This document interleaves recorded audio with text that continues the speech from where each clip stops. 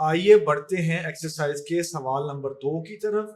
इसकी रीडिंग करते हैं। आप भी अपने पास किताब खोल लीजिए और देखिए सवाल नंबर 2 में हमसे क्या पूछा गया है। सवाल नंबर 2 में हमसे पूछा गया है कि मिर्जा अदीब ने इस ड्रामे में क्या पैगाम दिया है। मिर्जा अदीब ने इस ड्रामे में क्या पैगाम दिया है, इससे कौन सा सबक हम हासिल करते हैं, अपनी अमली जिंदगी में हम क्या सीखते हैं, तो इसके बारे में हम आपको बताते चलें कि सबक के आगाज ही में जो हमने तारुफ वाली वीडियो बनाई थी उसमें हमने सबक के बारे में बताते हुए, ड्रामे के बारे में बताते हुए एंड में हमने आपको ये बताया था कि इस ड्रामे से हमें क्या पैगाम मिलता है। तो ड्रामा लहू और कालीन से जो हमें पैगाम मिलता है, आप उस वीडियो के जरिए उसको पहले ही अपने पास नोट कर चुके होंगे, उससे वाकिफ हो चुके होंगे।